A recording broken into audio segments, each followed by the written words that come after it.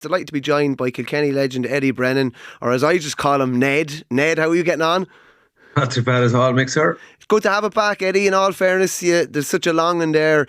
We all love the club and we're knee deep in it and following all the games, but it is hard bait the buzz around the county season being back, and obviously the second weekend probably had a bit more spice even than the first.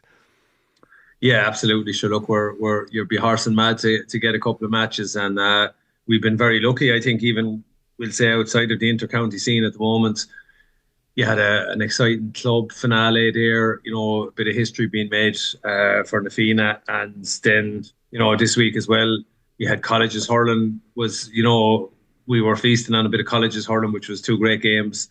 But yeah, look, the inter-county season is brilliant to have it back. Albeit, I was in Nolan Park there Sunday, and the rain that fell Saturday night into Sunday just meant that it was an absolute dogfight in there. And it's one of those league matches where you're sitting above in the stand, and you're kind of finding fault, because we love not only slick hurling, we want to see fast hurling. But to be fair to the lads, it was just an absolute grind. It was a dogfight, and the most horrible conditions to be hurling. Real backs hurling, it suits the backs. They love that time of year. The old sting has gone out of the ball. It doesn't fly. So it was that. But you couldn't. There was good endeavour in there. But it's just that time of year where I think the real unglamorous side of hurling is on display, because the hands and the shins get absolutely hockeyed in that at this time of year. Everything is a battle. Everything, if the ball gets slowed down and gets caught in a ruck, it's just war zone, and you can expect contact from all roads. I was looking at some things in Nolan Park the other day, and you're just thinking, geez, there's no way you're getting away with this in championship hurling. Even just lads like kind of third man tackles, real cynical kind of stuff. It was everywhere. Don't get me wrong, like I love that kind of thing, to be honest with you. And I know you mightn't have been mad about this time of the year, but the weather is a great equaliser. Like to me, and even with the new football rules now, forwards are going to town. It's a forwards game. Like everything is built towards it being a forwards game, and even in hurling as well. I think referee favouring forwards too. So it's no harm for a couple of months of the year that you boys are dug into the trenches and put in there and give it a bit of hardship either. Well, I'll tell you now, frees were hard come by on Sunday. I thought the Tyler was economical with the whistle at times. There was definitely a feeling from the home crowd that there was a couple of frees there they didn't get. But look, you couldn't find fault with that. You couldn't be overly hard on them, because it is not easy conditions to referee, because like you said there's loads of contact. It's not the time of year for forwards to really demonstrate or showcase what they can do. But what does any manager look for? He wants graft. He wants to see applying yourself. And there's no hiding place in weather like that. You'll be found out very quickly if you're not going to go into the trenches and be willing to roll up the sleeves and get dirty. So it's just a test of probably endurance more than anything else. And even looking at the teams they're going into maybe match 3 now next week, that's tough going this time of the year. That is real, especially when you're doing heavy training. That would pull the hammers out of you. So it's not simple, but again, you're testing your attitude. You're seeing what's in guys' heads. You're getting to see what a new lad is capable of when he's thrown into the mix like that. And again, just before we get into it, even a guy like, I thought Peter McDonald is holding his own there. After a disappointing probably performance last year against Offaly in the league, I thought he was unfortunate that day. It's a tough place to be when you're making your debut, but I think he has come on in leaps and bounds, and he looks to be bedding down now at this level. Just a quick one, Ed. We'll come back to Nolan Park in a minute, but like the result of the weekend, there's no point in saying any different. It was Carlow's, I wouldn't say a shock win. Now, the odds would suggest it was a shock. Yeah. But when you look at the bodies, Waterford were down, and Carlow had a good performance against Offaly the week before, but it was finished Carlow 221, Waterford 119. Like, if you look back on it, it's only 5 or 6 years ago now, they drew with Galway in Cullen Park. They had a draw with GAA in Leinster last year. First ever win, I think, against Waterford over the weekend. We'll focus on Waterford in a minute, but like, what a result for Carlow. Like, since Bonner came in there, and Tom Mullally has carried it on brilliantly. Like, they mightn't be able to do it every weekend just because it's, maybe they don't have the depth to do it every weekend, but they are more than capable of results like this, and this is a huge result. Yeah, incredible result, really, to be fair. But if you go and look through that team, and obviously the first two names are going to jump out is Mouse and Chris Nolan. Like, but they have a lot of good players in there, and you can imagine, right? What are the things that are probably could help Carlow be better? Is they're pulling off, is it four senior clubs? You Yeah. know, they're pulling off a small pool of players. But I can tell you one thing that is out there is that you've a geographically, you have from St. Mullins back up along underneath Mount Leinster to the Rangers around Borris, and they are as passionate about hurling as Wexford on one side and Kilkenny at the other side. They absolutely live for hurling. So it's good to see that happening. I suppose the other thing you'd be saying is, imagine if they had a real strong underage set up there that'd be kind of coming in behind, stocking up that team, and they have the young lads coming through that maybe other teams have. So it's a huge result when you look at the population and the hurling population in particular.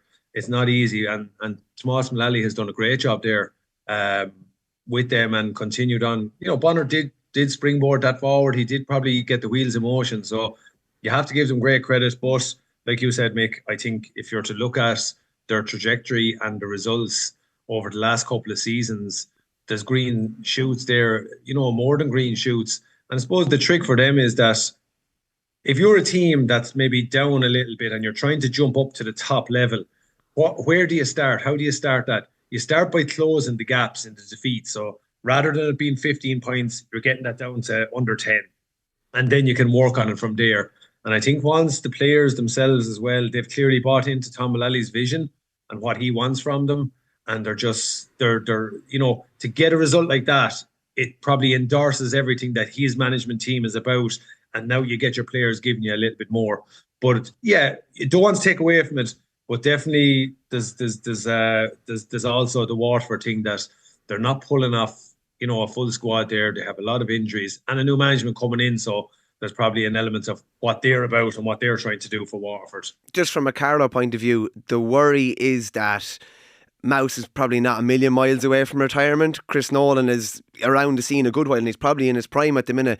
Jack Kavanagh retired, Conor Lawler retired. The worry is that this is their golden generation and that they probably need to max out this. And to be fair, like some of the results would suggest that they have maxed out. Like they've got some of the best results in their history in the last 5 or 6 years. The worry is where will they be in 5 years' time, maybe when some of those guys have moved on. And from a Waterford point of view, I'd be slightly worried as well. Like I think they're down the guts of 13 bodies at the moment. There's 4 or 5 not involved at all. There's like an injury list there that you just can't have Austin Gleeson, Stephen Bennett, Desi Hutchinson, Tyg de Borca, Dara Lyons, and a couple more. You just can't have an injury list like that. And to be a worry from a Waterford point of view that when those guys move on, that they could not fall off a cliff, but that they could be in a bit of trouble as well, because that's their goal.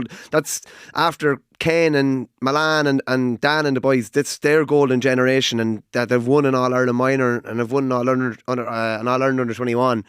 But really, from Waterford's point of view, they'll definitely try to get promoted, but it's all about Munster, isn't it? It's all about getting everybody on the pitch for the Munster Championship and finally getting out of that round robin, I'd imagine.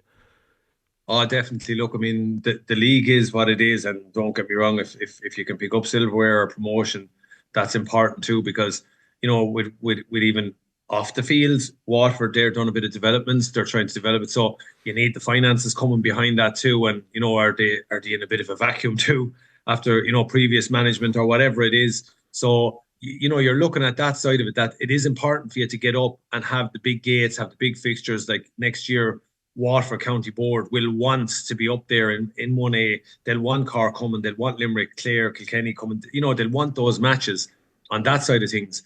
But even still, look, yeah, they're short of heap of lads, right? But for the league, geez, they still should be good enough. They still should, and I suppose that's more evidence of how Carlow have progressed. But definitely Waterford are at a little bit of a crossroads too. Like, and for Peter Queally coming in management, like, you look at some of the other squads and who they're playing.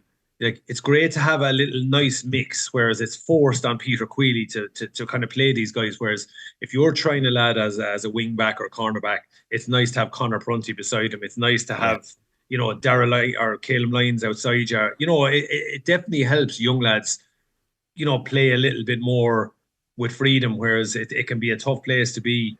But Yeah, Waterford, it's all about the round robin this year. You know, we spoke over the last couple of years about their record in there.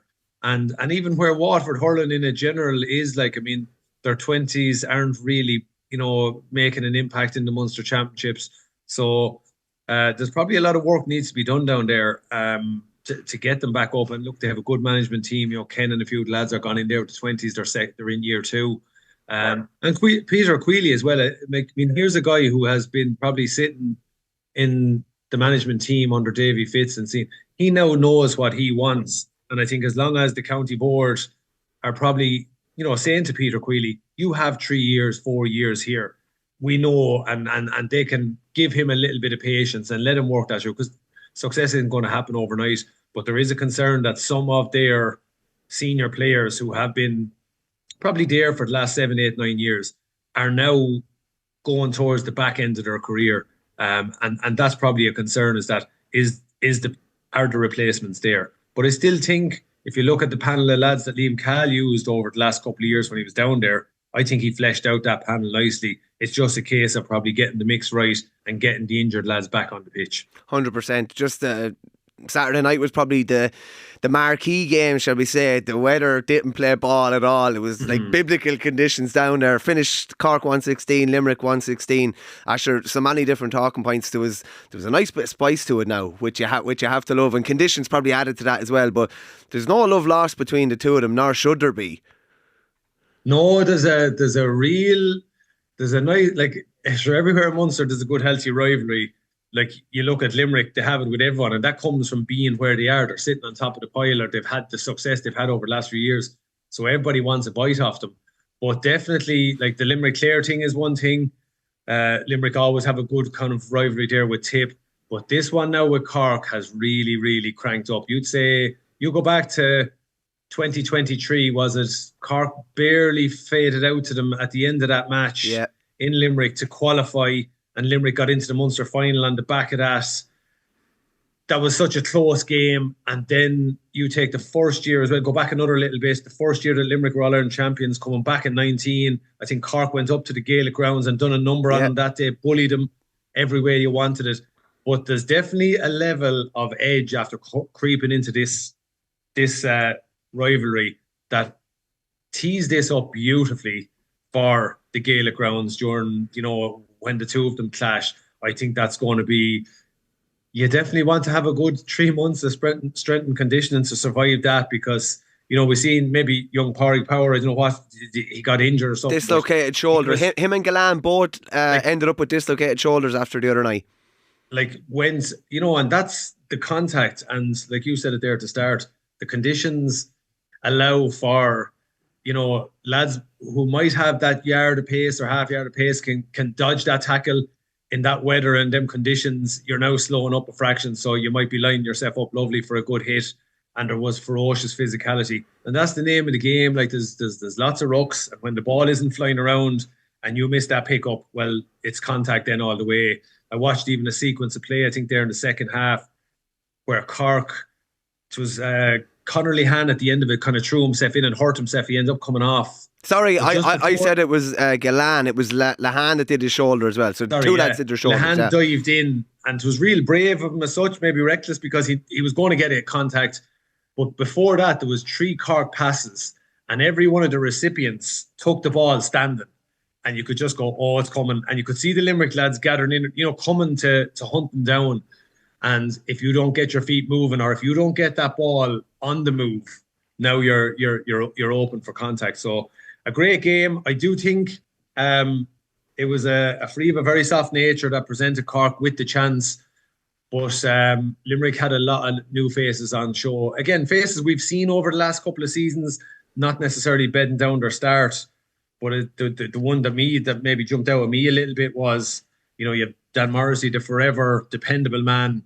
Where's the need? Full back, in you go, and you're going to get 9 out of 10 out of him. But probably the position of Kyle Hayes, the centre back, is that something that Kylie is looking at? I think, if you're to overall assess Limerick and say, what do they need this year? He definitely needs to spice up the competition within his squad, because I suppose too often maybe over the last 2 seasons, he still goes to his dependables, which is, I guess, which we all agree they've delivered, and they're entitled to not deliver on 1 year after the couple of seasons they've had. But he's now drawn off probably a blank canvas, and I think that's where he has to now start rewarding some of the fresh guys. He has to look at Adam English now in a bigger light and say, is this lad going to take on from Dara Donovan? Prod Dara Donovan as well and say, are you back in the fold or what are you doing? And I think we saw, obviously it was well highlighted, but Big Willie at midfield, he's something else, isn't he? What a man he is. He's a dream for any manager. And again, he plays it right in the edge, but his work rate is just absolute. It's gold. So if you have Adam English can bring the icing and he can put the foundations on it for you, it's a nice dynamic at midfield. But just going back to that with Limerick, equally Cork have fresh lads coming through. But for Limerick now, I think he probably has to give 1 or 2 young lads or 3 of them maybe their start. And now is it going to be for 1 or 2 senior lads? Is it going to be impact off the bench or that type of thing? But he has good depth in his squad. It's just probably finding the right mix to reinvigorate the team. I liked Hayes at 6 the other night. There was a ball where Brian Hayes broke the line and you're thinking, the second half, yeah. Goal on here, and all of a sudden this Gazelle just makes a diagonal run, cuts it off, and he has to take his point. Like, there's no going around him. And I think it was real good defending that example because you could see Hayes out of the corner of his eye saw the green coming towards him, and then you see that it's a fella that is going to go into contact, is going to hit you. So Hayes then kind of decided no. But I felt like I feel that maybe not enough players will do that. I think if you run a right line there and cut in towards, like, you actually almost face into the would-be tackler there, he's now possibly going to end up flat-footed, and it's either bring you down or you break the contact. But I'd love to have seen Hayes actually put the squeeze there, and if he runs a good line and turns into to Kyle Hayes, he now has Kyle Hayes maybe to make a decision. And at that pace there, when you're coming in like that onto the D, a defender has to make a big decision then, But look, I think centre back, it's somewhere he played all up along as an under 21. It could be, he anchors well there. He knows the position very well. It's then a case of who comes in on the wing beside him. Obviously, Barry Murphy was in at 4 the other night, which was a new one. Jason Gallan playing in goals, did quite well. It was obviously definitely not a nice evening to make your debut in a big competitive game. I think Kylie won't be happy with the fact that they let a result slip through their fingers, a winning result. And even just looking at Cian Lynch at the final whistle, you just see a bit of frustration because now, the last 3 times they've played in competitive matches, Cork have beaten them twice, including knocking them out of the championship. And now it's like Cork know how to get results almost against Limerick. Yeah. Do you know what I mean? And that's it. It's a little bit of residue for later, I would say. Yeah. Well, when you're sitting where Limerick have been for the last few years, it's almost a psychological barrier for teams that go, we have to be 7-8 points ahead of these lads to give ourselves a chance of taking them out because we know they can blitz you. You think of that famous result with Tipperary below in Páirc Uí Chaoimh in a Munster final was it 2021 or 22, where Tip went in cruising, absolutely cruising, 2 goals early doors, and Limerick come out and just absolutely cut loose. So from a psychological point of view, Kylie will want his players to re-establish that little aura that they have about him. And maybe that's kind of gone forever and that teams have come up to their level now and they've just dropped back a fraction. But I think he knows that these boys thrive on confidence. They thrive on knowing that they're good enough and plenty good enough. And I think this year is probably a different dynamic for them because when you lose, you start to question things and you start to maybe doubt yourself a fraction as a player. So they're the challenges that are in front of Limerick at the moment. Quick one for you, because you are obviously one of the most feared teams of all time. I'd imagine if Cody saw that kind of mask lifting at all, that he was like, we need to start, like, what were the conversations like there without revealing too much? Like I'd imagine you don't want that mask lifting at all. If you have a fear factor, geez, you want to keep it in place for as long as is humanly possible. I always got the impression that Witchy, if you could beat a team by 15, you beat them by 20. If you could beat them by 5, you beat them by 10. And it just really pushes home how strong you were and how difficult you were to play against. What was the background scenes like there? Yeah, no, I think it's ultimately probably how a manager throws down the challenge to the players. Like every year is different, so it's how do I, because you have to kind of, you're trying to manipulate lads. You're trying to get lads. You're trying to trigger them. You're trying to, I suppose, prod them a little bit into, getting them going again. That if you see a lad maybe has just dipped back a little bit, that's what you're ultimately trying to do. But equally, then you're trying to get the group. You want a few new lads coming in. You want to. Sometimes that's involved. It plays mind games on lads. So if a lad finds himself wearing 19 or 20 for 2 matches, and he's looking at a fresh guy in playing well, that's throwing down the challenge to him too, and it puts a bit of pressure on him that when he comes in and next thing suddenly, or the next match you're in, by God, you have to perform. And I suppose that's the thing that's there for Kylie. But look, for us with Brian, and again, those conversations were that, like, we weren't good enough. If you fell short, you weren't good enough. And sometimes you didn't need a whole lot of motivation. You didn't need anyone to tell you. I heard it was a Taggy talking about there the other day, saying we just could not wait to get back into training in the winter of 2010. You had motivation and you had drive. So for Limerick as well, and I think this is probably an issue for Limerick, not an issue, but it's part of the challenge for them. I think they have won what they have won. Their legacy is secure, right? That bit of history is made for them, and they are going to go down in the hurling terms as one of the great teams, absolutely. So it's now probably moving on from that. And I think for this bunch of players, probably the challenge is there is that, is this going to be the end?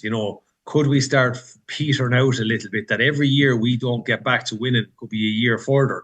So therefore, if they can come back strong this year and win one, I think they would put more, I think they would put even more value in one this year than the 4 in a row. So because they've been knocked off their spot, they've been slapped down, and now there's a fresh challenge in front of them. Can they bounce back? Can they evolve a little bit further and regain the title? And they're not far away, but there's obviously a lot of road between now and the third Sunday in July. Just to put a bow on that game, in the hours that after the game, kind of the footage came out with Seamus Flanagan and the butt of the boss, shall we say, into the nether regions. Colin Keys had it in our paper this morning that type of footage is often the time it's not admissible when it comes to a case. So he could actually get off, but it's a very unsavory incident that none of us really want to see, particularly down there. Like, I've pulled and dragged and stuff like that, but I'd never intentionally do something like that, because something like that is potentially life changing or whatever. But yeah, Colin kind of had it that he might actually not end up spending a couple of games in the stand as a result of it.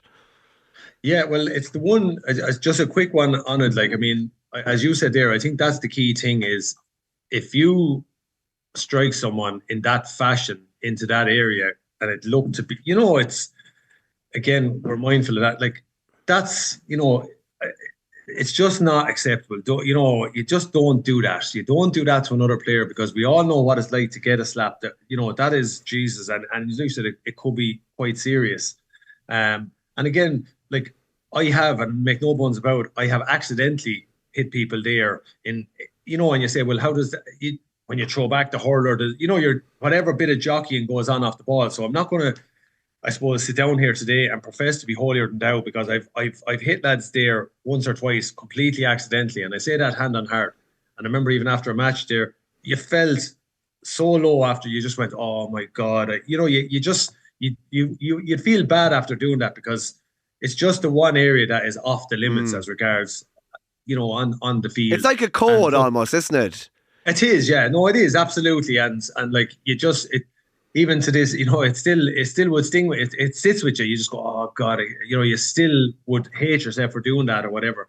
And there's been some horrific things over the years. But look, whatever happens with it, look, I'm sure afterwards, I don't know what will come of it. And like you said there, I think that is the thing with it.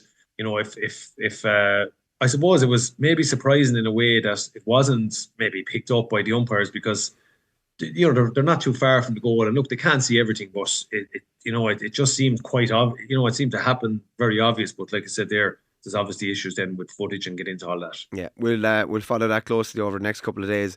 You were talking about the game in Nolan Park, Eddie. Finished Galway 2-19, Kilkenny 1-19. Kind of on Kilkenny, like, we're under pressure. Reeled off, I think, was a 1-6 without reply after Declan McLaughlin got his second goal for Galway, and you were in a winning position, and then all of a sudden Galway reel off 4 in a row to kind of get themselves back on the horse after a really hard first week. Funny type of a finale here. Galway kind of dug deep when they needed to, but I'd imagine your lads would be disappointed to have, you know, left points behind here, because it looked like you put yourself in a really good position. Well, yeah, I suppose a bit of both, really. Out of nothing, Kilkenny found themselves back into that match, took the lead, and I think with, you know, maybe on another day, they probably would have finished it off. Like, they had a couple of opportunities there. You know, I think Owen Cody's first chance, you know, I think if I have to be a little bit critical of Owen in some instances, he has to have a broader view of that situation. He has to look at, you know, sometimes the best players have an ability to bring everybody else into a match. Like, if you think of lads that are class and they have all the skill in the world and all the ability to finish those chances, which he finished a beautiful goal a couple of minutes later. But I think he has to draw away that Galway defender, give the pass, and it's probably a nailed-on goal. And that's probably something that's just a little bit absent in this Kilkenny team at the moment. That little bit of slick togetherness, you know, cohesiveness, you know, how they bang, bang, you just make the right decision. That's just not there at the moment. But going back to the first half, God, I'll tell you, Derek Ling was probably a worried man going in, because we were outsmarted and out-hurled for large periods of that match, and we seemed to, you know, Galway, when you look at it, I think, just I was looking at the scores, like, we were kind of going, geez, are the half-back line doing the scoring for Galway? Because Gavin Lee picked off 3 at centre-back. I think Tom Monaghan got 3 at midfield. Pádraig Mannion got 2. I'd say Keenan Fahy got 1. You know, there was a good spread of Galway scores, but particularly from the launch pad of Galway's attack. And for whatever reason, Kilkenny didn't seem to go to war with Galway in that area. Like, I thought if Kilkenny had to maybe adjusted a small bit and pushed right up on the Galway puck out, Galway got great ins out of sharp puck outs, and they were able to walk the ball up the field and create scoring chances. And it was good work. And Kilkenny just didn't seem to be able to get a handle on that, and left themselves a huge mountain to climb. I think at one stage I looked at the score in the second half, it was 2-15-13. And I think everyone in the stand was kind of going, Jesus, is this really, you know, are they going to take a good clip in here? But to be fair to him, look, that Kilkenny gene of not dying and getting stuck in. But I think it there's still a worrying sign with that. I think it's something that probably needs to be addressed quite quickly, that for whatever reason. And Derek is trying, lads. I thought, as I said, Peter McDonald has settled in well. Canella and Gare got to go. Tough day at the office for him, but he'll be better for that. But I think we just, you know, take out Mossy's contribution from play. Like, we were struggling to get scores. We were struggling to make things happen. And even the ball in, like, every ball that seemed to be delivered to the Kilkenny forwards, be it from length or from, you know, into the full forward line, we seemed to always deliver it in, where a lad was 50-50. We just did not seem to be able to create any space. But credit to Galway, they came down and they were under pressure. They needed that result, given what happened the first day and given the cutthroat nature of the league. So it was a good result for Micheál Donoghue. You can't read too much into the results. Galway were beaten by 12 the first week, and you're kind of thinking, Jesus, they're under a bit of pressure here, but now they're back in the horse. Listen, they made a lot of changes and brought back in a lot of the more kind of seasoned stock. Now, Gavin Lee at centre back, now that was not something I was expecting, and it was immediately the antennas went up the second I saw the team, and it was like, here's a fella I've only really known as a forward. He absolutely dictated the game. Like, it was crazy to see it. And people would say, oh yeah, he kind of used his position or knowledge as a forward to be in the right spots. That's different game completely. But his distribution was really good when he got on the ball. His positioning was brilliant. I thought he thought like a defender, to be honest with you. Yeah. And he kind of had no answer to him. Yeah, he kind of had no answer to him. So, go on. Yeah. No. I'm giving instructions here to turn down the dinner. Yeah. Look. Gavin Lee. What are you having, Eddie? I can't tell you, Mick, you wouldn't like it. Bacon and cabbage. But no, I thought, Jesus, like, it's a big, I think they've done it before, wasn't it? Keenan Fahy went back maybe last year, the year before, wing back, and looked, I think, Sometimes the forwards will do that, but not necessarily the other way. But no, he looked comfortable as a 6. And as you said there, that is not an easy transition to make, because you have to bring that primary dogged defending ability. You have to shut down your man first and foremost. But he was smart in how he played. I suppose it does help when you have, Pádraig Mannion beside you, Fintan at 3 behind you. Like, you've experienced fellas there that can work together.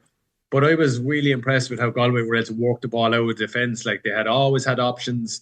You have Morrissey in the other corner as well, is around a while too. Like, so you could see what Donoghue is probably trying to do. He's probably trying to decide, right, who's going to be his 3 and 6. And, is Pádraig Mannion arguably probably 5 is his best position.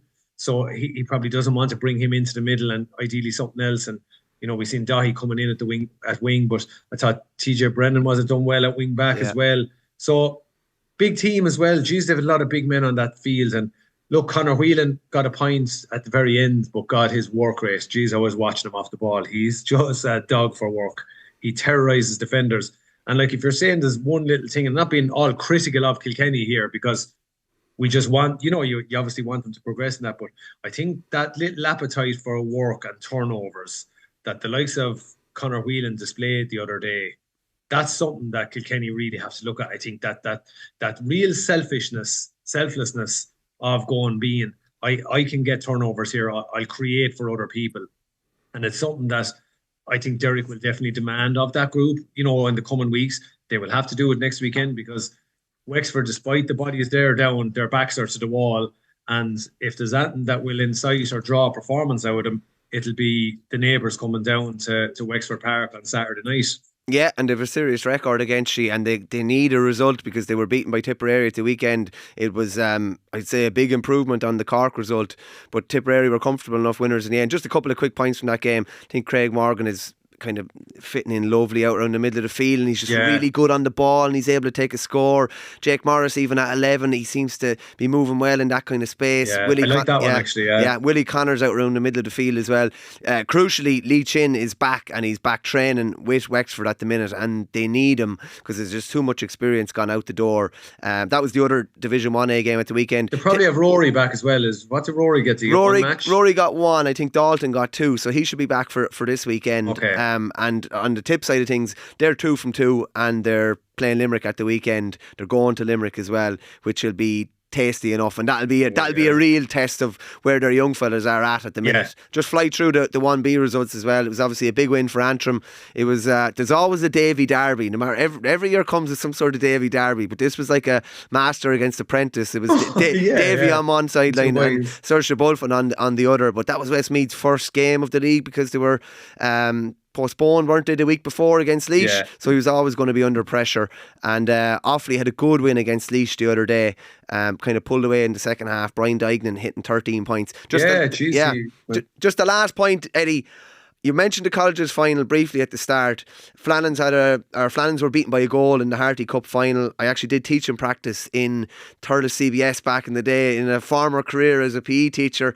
I worked under Niall Cattle, who was the manager, and it was great to see the emotion and just everything, how much it meant to them. And he was wearing Dylan Quirk's number 2 jersey from the Harty Cup when they last won the Harty Cup underneath his top. Jesus, and then last Thursday, I have never seen anything like the drama of that Leinster final. The closing minutes of normal time were unbelievable. CBS getting that goal. The closing minutes of extra time, Kieran's looked like they had won it 3 times. It was if anyone, you can find it on X, it was the maddest 4 or 5 minutes of hurling I've ever seen. Yeah, no, it was one thing. It was like a form of torture, because I was around Kilkenny the other day and I'd fully intended on going in, and then there was a few taxi runs to someone doing piano lessons had to be done. So you're doing your domestic duties. But I had pulled up outside there with the clubber on the laptop, and to get the last few minutes of that, what drama! Like the 2 matches, I watched the one Saturday as well. Jesus, the atmosphere as well. I think having all the students there brings that deadly atmosphere to the match. It's class. And it really, it's just something that's raw. You just get the raw passion of it, and the invasion on the pitch, and all the students there chanting and singing. It's brilliant. It just adds to the atmosphere. But you just say for young lads going doing 5th year and doing their leaving cert, they served up 2 unbelievable matches. And look, I'm back to being undecided about penalties. It's an awful way to decide terrible way. No. So much. Terrible, I just thought, could they have gone again on Saturday evening somewhere and let them go at it again? You probably would have got a great crowd at it. But I'd say, look, no, it's an awful way to decide something like that. Now, we've seen it a few times now. It's an awful way, especially young lads like that have put so much into it and couldn't be separated with, like, twice the CBS walked the ball down the pitch. And I was listening, like, no way can they walk it in the second time. And next thing you hear the roar going up.